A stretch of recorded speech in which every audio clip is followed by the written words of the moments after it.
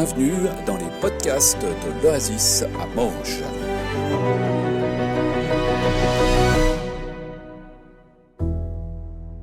Alors aujourd'hui, nous allons parcourir la lettre aux Éphésiens, le chapitre 4 et le tout début du chapitre 5. C'est une lettre qui est adressée, qui est passée entre plusieurs églises à l'époque et qui traite de l'Église et de son rapport au monde, et donc de l'unité de l'Église et de la nécessaire prise de distance, attention, pas retrait, mais prise de distance à l'égard du monde ambiant. Les chapitres qui vont nous intéresser, ça sera sur la partie un peu éthique de la vie en communauté, et plongeons dedans. Éphésiens 4, d'abord de 1 à 6. Je vous encourage donc, moi, le prisonnier dans le Seigneur, à vous conduire d'une manière digne de l'appel que vous avez reçu. En toute humilité et douceur, avec patience, supportez-vous les uns les autres dans l'amour. Efforcez-vous de conserver l'unité de l'esprit par le lien de la paix. Il y a un seul corps et un seul esprit, de même que vous avez été appelés à une seule espérance par votre vocation. Il y a un seul Seigneur, une seule foi, un seul baptême, un seul Dieu et Père de tous. Il est au-dessus de tous, agit à travers tous et habite en nous tous. Alors cette première partie, moi j'aime bien parce qu'elle rappelle au tout début que nous avons reçu un appel, que nous avons une vocation. Et ainsi, toutes les promesses qui sont faites dans la suite du texte, ce n'est pas juste pour notre bien-être personnel, ça l'est, mais pas seulement. Mais ce n'est pas du développement personnel, mais c'est par rapport à l'appel que nous avons reçu et comment nous devons agir dans ce monde. Cet appel, on le vit en communauté, dans l'Église, par exemple ici, pour l'unité en Christ, et ainsi, du coup, il y a un rappel des 4 vertus de l'amour. Et au-dessus de tout ça, il y a évidemment le Dieu unique, qui est la réalité ultime en interaction avec toutes les autres, et qui est notre raison d'être en tant qu'Église, mais en tant que nous-mêmes. De 7 à 16. Cependant, à chacun de nous, la grâce a été donnée à la mesure du don de Christ. C'est pourquoi il est dit, il est monté sur les hauteurs, il a emmené des prisonniers et il a fait des dons aux hommes. Or, que signifie il est monté, sinon qu'il est aussi, d'abord, descendu dans les régions les plus basses de la terre. Celui qui est descendu, c'est celui qui est monté au-dessus de tous les cieux, afin de remplir tout l'univers. C'est lui qui a donné les uns comme apôtres, les uns comme apôtres, les autres comme prophètes, les autres comme évangélistes, les autres comme bergers et enseignants. Il l'a fait pour former les saints aux tâches du service en vue de l'édification du corps de Christ, jusqu'à ce que nous parvenions tous à l'unité de la foi et de la connaissance du Fils de Dieu, à la maturité de l'adulte, à la mesure de la stature parfaite de Christ. Ainsi, nous ne serons plus de petits enfants, ballottés et emportés par tout vent de doctrine, par la ruse des hommes et leur habileté dans les manœuvres d'égarement. Mais en disant la vérité, dans l'amour, nous grandirons à tout point de vue vers celui qui est à la tête, Christ. C'est de lui que le corps tout entier, bien coordonné et solidement uni grâce aux articulations dont il est muni, tire sa croissance en fonction de l'activité qui convient à chacune de ses parties et s'édifie lui-même dans l'amour. Alors heureusement que vous êtes déjà à un état avancé de votre foi, parce que sinon on pourrait parler pendant 3 heures. Cette partie parle évidemment des différents dons qui sont reçus, qu'on reçoit chacun personnellement, qui sont reçus en vue de l'édification du corps de Christ, donc de l'Église. Il y a une insistance particulière sur les ministères de la parole. Il y a plein d'autres ministères dans l'Église, mais là il y a une insistance sur ceux-ci. Je pense que c'est important pour garantir l'unité face au mensonge, la parole de vérité. Ces ministères, ce n'est pas pour notre propre gloriole, mais c'est premièrement des tâches de service en vue de l'édification. Donc, c'est pour servir le royaume de Dieu, chacune avec nos dons. Et servir le royaume de Dieu, chacune avec nos dons, c'est ça notre appel, dont il est question dans le premier verset, qu'on doit se conduire d'une manière digne de l'appel que nous avons reçu. On peut se poser la question, mais dans quel but, pourquoi ?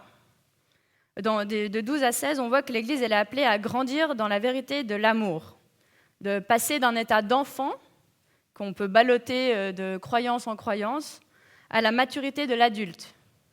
Une maturité qui est donc l'unité de la foi et de la connaissance de Christ. Et pour cette maturité, cette maturité, c'est aussi s'édifier dans l'amour. Alors comment ? À la mesure de la stature parfaite de Christ. Donc notre but, c'est de grandir vers celui qui est à la tête, Christ, donc d'emprunter le chemin de l'exemple de Jésus pour le ressembler toujours plus. C'est comme ça qu'on devient mature. Et le corps grandit ensemble de manière coordonnée. Tous les membres grandissent ensemble, en même temps, de manière coordonnée. La question qu'on peut déjà se poser à présent, que vous pouvez vous poser, ce n'est pas la première fois que je vous la pose, mais voilà. Qu'est-ce que Dieu a mis en moi que je suis chargé de développer ? Qu'est-ce que Dieu a mis en moi que je suis chargé de développer ? Quels sont mes dons, mes intérêts ? Vous en avez reçu, ça c'est certain.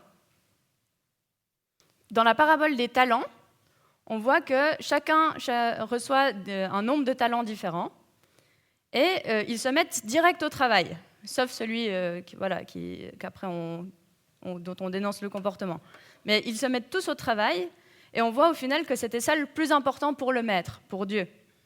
Ils n'ont pas passé des semaines et des semaines à jeûner et prier pour savoir quoi faire de leurs talents. Ça ne veut pas dire qu'on ne doit pas le faire, hein, mais ils les ont tout de suite mis en œuvre. Ils se sont mis en action. Ils se sont exercés avec leurs talents. Le risque, de rester planté là, c'est que la passivité et la peur, justement, ça nous mène à l'inaction. Et j'aime bien le fait que Ephésiens 4 nous rappelle qu'on doit se conduire de manière digne de notre appel. Et la vérité, c'est que quand on se met chacun en action, on apprend du coup à nous connaître nous-mêmes, tels que Dieu nous a créés et équipés. Et nous apprenons donc à connaître Dieu et son Fils. De 17 à 24, on voit des versets qui sont sur la vie nouvelle en Christ. « Voici donc ce que je dis et ce que j'affirme dans le Seigneur. Vous ne devez plus vous conduire comme les non-croyants qui se laissent guider par la sottise de leurs pensées. Ils ont l'intelligence obscurcie, ils sont étrangers à la vie de Dieu à cause de l'ignorance qui est en eux, à cause de l'endurcissement de leur cœur. Ils ont perdu tout sens moral et se sont livrés à la débauche pour commettre avec avidité toutes sortes d'impuretés. Mais vous, ce n'est pas ainsi que vous avez appris à connaître Christ, si du moins c'est lui que vous avez écouté, et si c'est en lui que vous avez été enseigné conformément à la vérité qui est en Jésus. On vous a enseigné à vous débarrasser du vieil homme qui correspond à votre ancienne manière de vivre et se détruit sous l'effet de ses désirs trompeurs, à vous laisser renouveler par l'esprit dans votre intelligence et à vous revêtir de l'homme nouveau, créé selon Dieu dans la justice et la sainteté que produit la vérité. » Ici, on voit une comparaison entre l'existence avec Christ, ce que nous, on espère vivre, et l'existence éloignée de Dieu, éloignée du plan de Dieu. Ça ne veut pas dire que tous les gens non-croyants sont forcément des êtres méchants, attention, mais que plus on est éloigné du plan de Dieu, moins on a une vie qui correspond à l'existence avec Christ. Les obstacles à cette existence avec Christ, c'est la sottise, l'ignorance, l'endurcissement du cœur, qui amène à une perte de morale, à des excès, à de l'avidité. Mais nous, on a appris à connaître Christ et à approcher la vérité dont Mélissa nous a parlé avant, la vérité qui est en Jésus. On doit se débarrasser du vieil homme, notre ancienne manière de vivre, pour nous laisser renouveler par l'esprit dans notre intelligence. Notre intelligence, c'est notre manière de réfléchir, d'aborder le monde, de voir le monde. Et cette transformation, elle fait de nous des hommes et des femmes nouveaux, nouvelles, dans la vérité. Et ce qui découle de cette vérité, comme on le voit dans le texte, c'est la justice et la sainteté. Le 24 particulièrement, il nous appelle à nous débarrasser du mensonge et de proclamer cette vérité, justement, en direction de la justice et de la sainteté. Car nous formons un corps et nous sommes tous et toutes concernés par le plan de Dieu. Voilà. Alors on arrive sur les versets qui m'intéressent aujourd'hui, qui sont de 25 à 5.2. C'est pourquoi, vous débarrassant du mensonge, dites chacun la vérité à votre prochain, car nous sommes membres des uns des autres. Si vous vous mettez en colère, ne péchez pas, que le soleil ne se couche pas sur votre colère, et ne laissez aucune place au diable. Que celui qui volait cesse de voler, qu'il se donne plutôt la peine de travailler honnêtement de ses propres mains pour avoir de quoi donner à celui qui est dans le besoin. Qu'aucune parole malsaine ne sorte de votre bouche, mais seulement de bonnes paroles qui, en fonction des besoins, servent à l'édification et transmettent une grâce à ceux qui les entendent.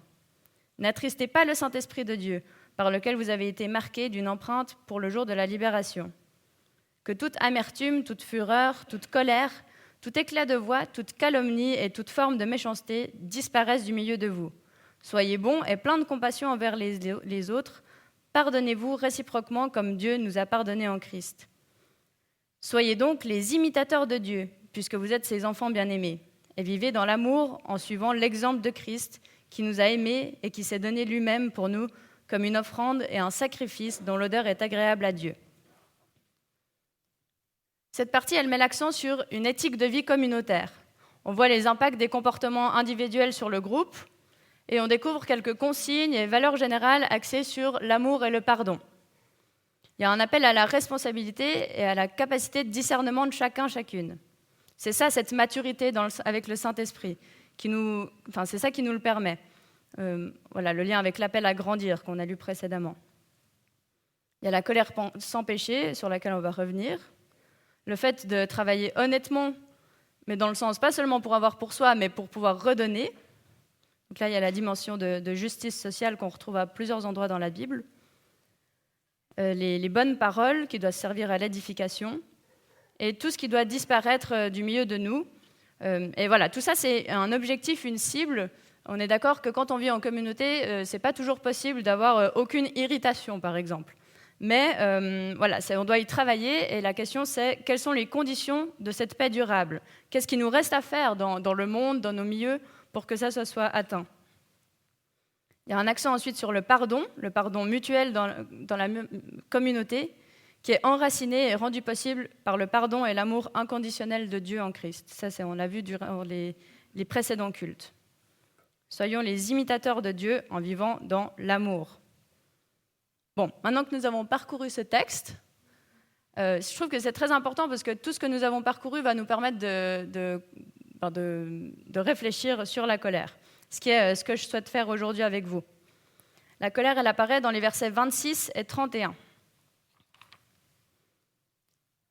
Nous, on a lu dans notre version de Second 21, et c'est le cas aussi dans plusieurs autres versions, « Si vous vous mettez en colère, ne péchez pas ». Or, et ça c'est assez intéressant je trouve, dans la version grecque originelle, il est plutôt écrit « Mettez-vous en colère, mais ne commettez pas de péché ». Et c'est aussi la traduction qui a été choisie pour la Bible du Summer, pour la Darby et la King James aussi. Et il y a vraiment une différence assez importante, je trouve, entre les deux traductions. « Mettez-vous en colère ». On peut le comprendre comme un ordre, mais aussi comme... Voilà, c'est OK de se mettre en colère, mais voici la condition de cette colère. La condition, c'est ne pas pécher, ne pas s'éloigner de la cible, qui est le comportement de Christ. Se mettre en colère, en gros, en suivant l'exemple de Christ. Alors, on va voir en quoi ça consiste. Ce qui est sûr, c'est que ça détruit l'idée reçue, comme quoi la colère serait un péché en elle-même. Vous avez le droit de vous mettre en colère. D'ailleurs, c'est cette autorisation et cette grande liberté qui a dû faire un peu peur aux premiers traducteurs, qui se sont dit, on va plutôt mettre « si d'un coup vous êtes en colère » plutôt que « mettez-vous en colère ». Voilà, dans un monde où l'Église était très, très avide de pouvoir, peut-être que dire aux gens « mettez-vous en colère », c'était pas... Voilà, mais moi je suis assez attachée aux traductions les plus fidèles. La colère, c'est pas un péché, c'est en soi, c'est une émotion, une information. Et nous, on n'est pas appelés, dans la chrétienté, on n'est pas appelés à devenir des coquilles vides, ou à ne plus rien ressentir, à avoir une apathie pour ce qui nous entoure, une certaine neutralité, un espèce d'immense vide. Non, c'est pas à ça qu'on est appelés. On est appelés à vivre nos émotions, telles que nous sommes, et puis d'apprendre à les gérer, ce qui est donc une force et une certaine preuve de maturité. Apprendre à les comprendre et à les gérer, à lui donner une place légitime dans notre vie. D'ailleurs, la colère, c'est une caractéristique divine en soi. On le voit tout au long de la Bible, particulièrement dans l'Ancien Testament. Et on voit aussi que Jésus lui-même a expérimenté toutes les émotions, dont la colère, avec des exemples bien connus, la colère dans le temple contre la marchandisation de la foi, la colère face aux pharisiens. D'ailleurs, je ne sais pas si pour moi c'est un point assez important, les mots les plus durs de Jésus, ils ont été dirigés vers, pas adressés aux pécheurs les plus faciles à accabler, mais au contraire, ils ont été dirigés vers ceux et celles qui avaient plutôt ceux à l'époque, qui avaient un haut statut et qui utilisaient la religion comme outil d'oppression et d'accès au pouvoir. La colère de Jésus, elle s'est adressée contre l'hypocrisie religieuse principalement. Ça, c'est quelque chose qui peut nous guider encore aujourd'hui, je pense. Ne pas s'attaquer à ceux qui sont facilement attaquables, les plus faibles. Nous sommes appelés à imiter Dieu en suivant l'exemple de Christ. Mais est-ce que le concept de sainte colère, il nous est applicable? Est-ce que nous, on peut avoir des saintes colères, qui sont des colères hyper justifiées, où on est sûr qu'on peut s'énerver avec grande raison? Alors malheureusement, on n'est pas Dieu, mais des êtres imparfaits, des pécheurs, des pécheuses, et puis il nous arrive souvent de manquer la cible. Souvent, on se met en colère pour des mauvaises raisons, entre guillemets, et de la mauvaise des manières surtout. Dans le verset 32, on voit toute cette mauvaise manière qui est l'amertume, l'irritation, les insultes, la violence. Ça, c'est la mauvaise manière. La colère avec péché, c'est justement cette colère où il y a de l'amertume, d'irritation, des éclats de voix, des insultes. Une colère pour des raisons égoïstes, où on veut quelque chose pour nous arranger, et puis on ne se rend pas compte qu'en fait, de l'impact que ça a sur les autres. Une colère pour des raisons d'ego, où on manque à l'humilité. Et une colère où on est aveuglé et on manque d'empathie et de compréhension pour la situation des autres. On n'arrive pas à se mettre à la place des autres. Voilà, il y a toutes sortes de colères qui mènent peut-être à un comportement non désirable. Ainsi, nous pouvons nous mettre en colère, mais nous sommes au contraire appelés à construire le bien, à servir le royaume de Dieu. La fin du verset 26, il est dit qu'il ne faut pas se coucher sur sa colère. C'est assez pertinent parce que la colère, comme je vous ai dit, c'est une information, une émotion, et c'est très important de la considérer comme un signal qui signale une urgence. C'est une affaire à traiter, il faut s'y atteler, et si possible, ne pas se coucher sur sa colère. Il y a aussi un autre verset qui dit venir au temple va d'abord régler tes problèmes avec ton frère. Il y a une référence aussi au psaume 4, où il est dit aussi qu'il ne faut pas se coucher sur sa colère. Et là, il y a quelque chose en plus dans le psaume 4 qui est « Parlez dans votre cœur, sur votre lit, et faites silence ». Donc voilà, quand on est en colère, il y a quelques conseils. L'accueillir en premier, la constater, se retirer dans le silence. Ce n'est pas toujours ce qu'on a envie de faire quand on est en colère. Voilà. Se retirer dans le silence, se mettre à l'écoute de Dieu dans une attitude de prière et surtout prendre un temps de réflexion par rapport à l'information que notre corps nous donne, qui est cette colère. Et tout cela, toutes ces étapes, elles précèdent la parole. Et si on juge, après tout ce temps pris par rapport à notre colère, si on juge que notre colère est digne d'action, digne de parole, ça c'est évidemment subjectif en fonction de chacun et chacune, mais essayons de faire au mieux, là vient la parole, qui est étayée, vu notre réflexion qu'on a prise, par des faits, et puis justement une réflexion approfondie. Et c'est vrai que prendre la parole dans ces moments-là, ça demande beaucoup de courage. Pour dénoncer des choses qui sont peut-être pas justes ou comme ça demande du courage. Parce que des fois, c'est se positionner face à plein d'autres personnes qui pensent autrement et qui font différemment. C'est pas toujours évident de trouver les mots. Écrire, ça peut aider. Mais il est nécessaire d'oser exprimer notre colère. Parce qu'il n'y a pas de vie en communauté sans parole, sans communication. C'est pareil avec Dieu. Ce qui nous relie en premier à lui, c'est le langage. On a vu cet été que Job, par exemple, il est à un moment donné, il est en colère contre Dieu. Et il lui le dit, il exprime sa colère. Et faire ça permet de garder le lien avec les gens, avec Dieu. Sinon, ça peut arriver des situations où on est en colère et on coupe le lien directement et on ne cherche même pas à communiquer. Alors voilà, des petits conseils de communication. Rester à l'écoute et dans le respect. Parce que la personne en face de nous, elle a peut-être des arguments légitimes en fait. Nous, on a cette colère qui est en nous, mais peut-être que la personne en face, elle a aussi une partie de la vérité. Donc rester humble, être en colère, ça ne veut pas dire posséder la vérité. Prendre la parole et écouter avec une attention égale. Parler en je, ça c'est bien connu, mais souvent on l'oublie. Je suis en colère car, je voudrais que, je me sens, je ressens ça. Et surtout, dans ces moments de communication, ne pas être là pour condamner, mais pour construire. Nous, sur cette terre, on n'est pas là pour condamner les gens, pour faire des jugements. On est là pour questionner et faire bouger les lignes. Alors voilà, quand on apprend à gérer sa colère et à lui donner une place légitime dans notre vie, ça permet plusieurs choses. Éviter l'explosion, qu'on a au verset 32, où on se retrouve avec des éclats de voix, des insultes. Donc éviter au max le péché. Garder le lien, construire le bien, car nous sommes renouvelés par l'esprit de notre intelligence.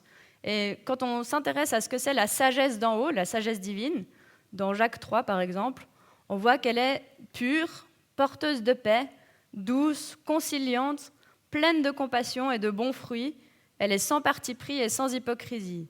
Le fruit de la justice est semé dans la paix par ceux et celles qui travaillent à la paix. Et là, on retrouve plein de notions qui traversent Éphésiens 4. Le fait de répondre à notre appel en suivant l'exemple de Christ, le fait de travailler à l'édification du corps vers l'unité de la foi, le fait de grandir, construire le bien, pour toucher à la vérité qui conduit à la justice et la paix. Dans Éphésiens 4, il y a aussi une référence à Zacharie 8, dans lequel il est écrit notamment, mais ça traverse un peu tout le texte, « Aimer la vérité et la paix ». Et ensuite, voilà, dans le verset 29, on nous demande que nos paroles servent à l'édification et à transmettre la grâce. Alors ayons une parole qui redresse, qui guérit, qui met en chemin, et non qui abaisse, qui brime et qui blesse. Et tout ça, c'est vraiment, là est tout le défi de la colère sans péché. On doit exprimer notre colère, mais de la bonne manière. Et si vous faites le choix de contenir votre colère, alors des fois, ça ne sert à rien, quand on a fait notre travail de réflexion, on se dit, ça ne sert à rien d'exprimer sa colère, parce qu'en fait, c'est moi qui ai ressenti des choses pas légitimes, donc voilà, on s'apaise. Mais s'il y a des choses légitimes et qu'on choisit de contenir notre colère parce qu'on a peur de pécher, selon mon avis, mon humble avis, je pense que ce n'est pas une bonne idée. Parce que contenir, au bout d'un moment, ça peut mener à une explosion violente non maîtrisée. Mais aussi, on prend le risque de ne pas être soi-même et de jouer un rôle un peu, de ne pas dire ce qu'on pense. Avec un risque qui est de devenir lisse, passif, passive, indifférent, individualiste. Quand on n'est plus concerné par les choses qui sont éloignées du plan de Dieu dans ce monde, on prend ce risque-là.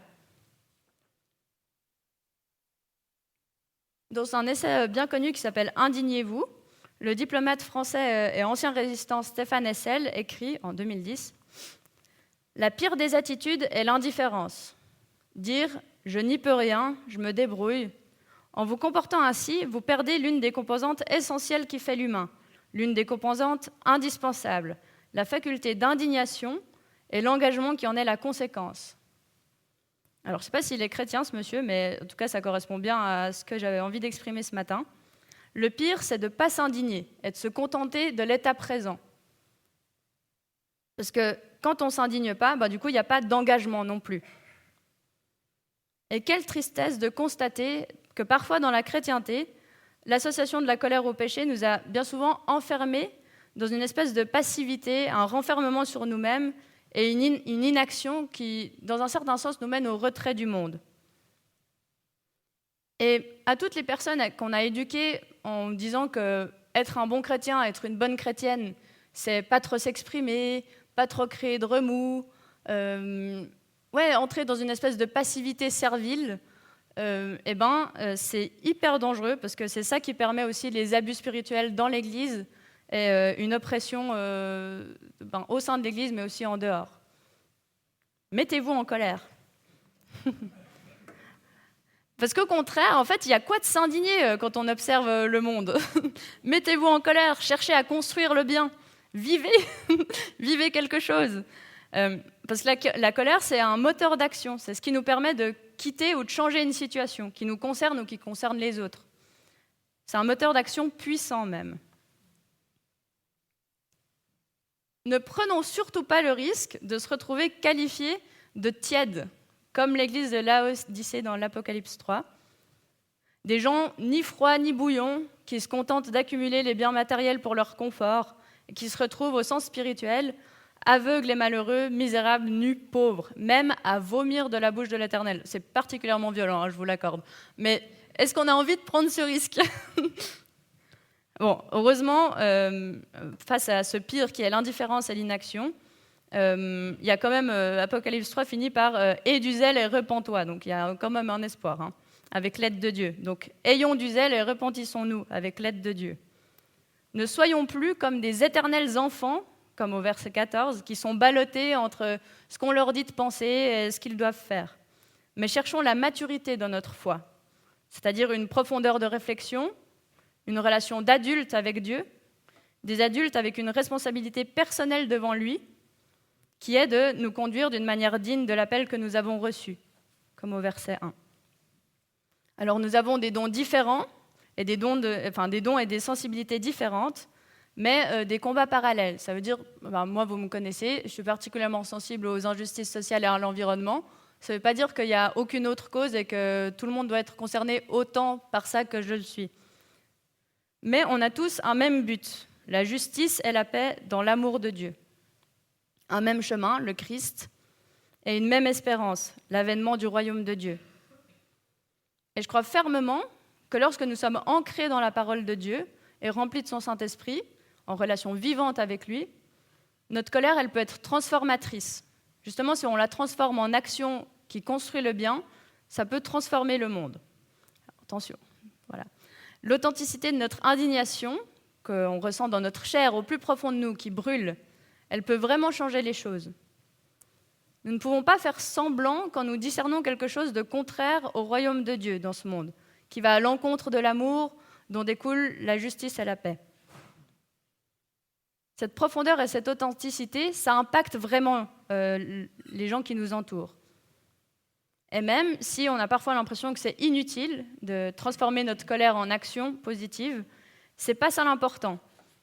Nous, on voit peut-être pas les fruits de notre action, de notre colère, mais ce à quoi nous sommes appelés dans ce monde, c'est justement pas de le sauver, parce que ça dépend de Dieu, mais de construire le bien.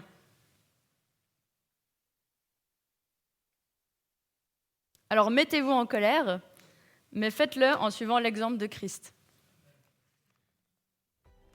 Amen.